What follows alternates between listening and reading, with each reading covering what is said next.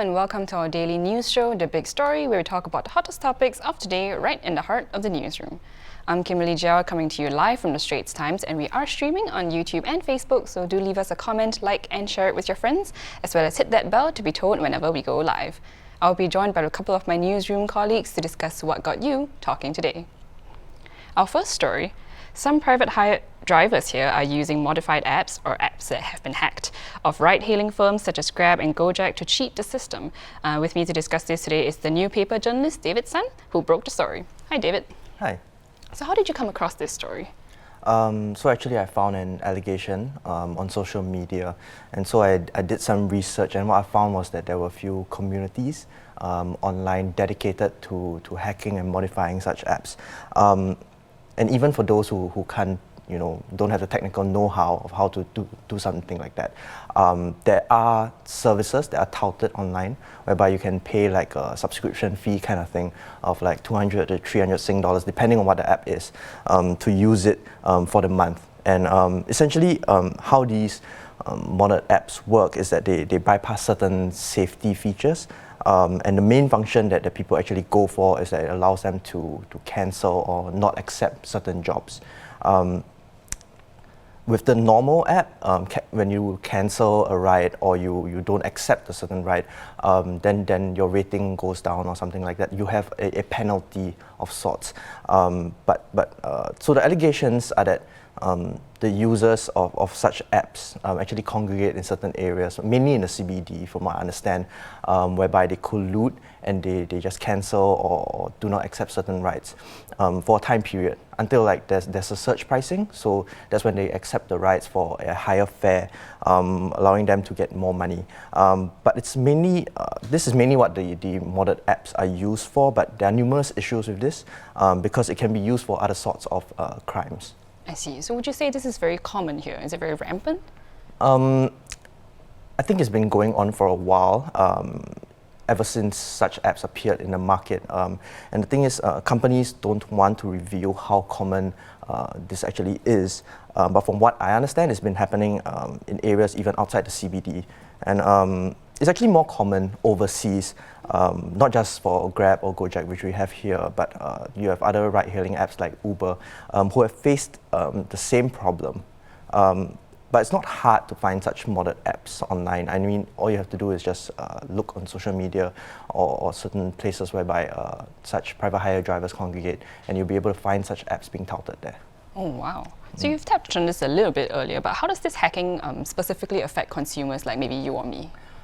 Well, the first thing is that we might end up paying more, right? Because you get surge pricing and all that kind of thing, which goes against the whole idea, which is these rides are supposedly reasonably priced.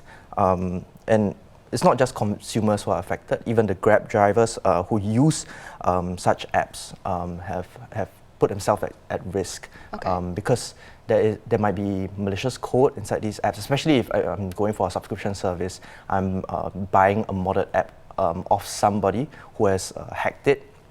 I don't know what's going on at the back end. There could be malicious code there that could be taking my own data, my payment details and all that kind of thing, and they might be collecting the data. So it compromises me if I was the one to use the modded app.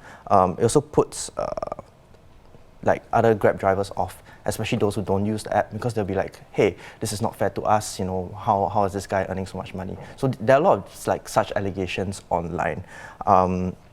So the personal safety of consumers might also be compromised, because like the function of the app is like I can just cancel, I can just not accept certain rights. The issue with this is that, let's say if I am a rogue driver and I decide like, hey, I want to target a certain demographic, let's say schoolgirls. Right?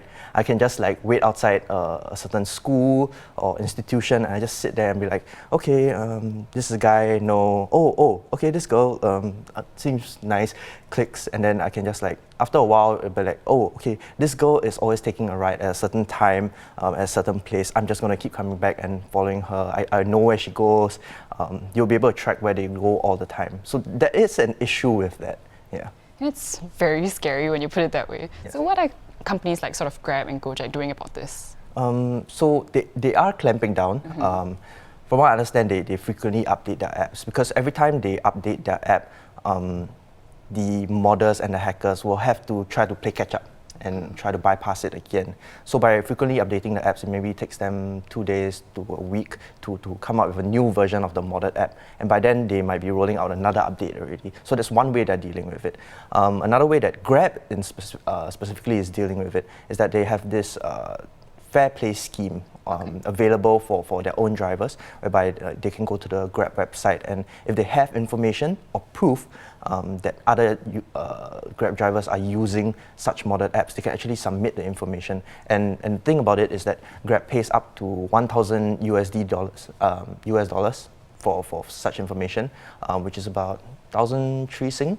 Yeah. So once they find out about such things, they will clamp down. But the problem is that it's quite difficult for the firms because there will always be people trying to game the system. Right. Yeah. I mean, what happens to the people who are reported under this sort of fair play scheme? They face things like warnings or suspensions. As for prosecution, the companies didn't want to reveal any details. Okay. So yeah, that's where we are at now. I see. So if you're a Grab driver out there, do keep a lookout for drivers like this who are using such apps, and maybe you have to report them. Thanks, David, for sharing more with us. If you'd like to read this full story, do head on to the New Papers website. That's www.tnp.sg.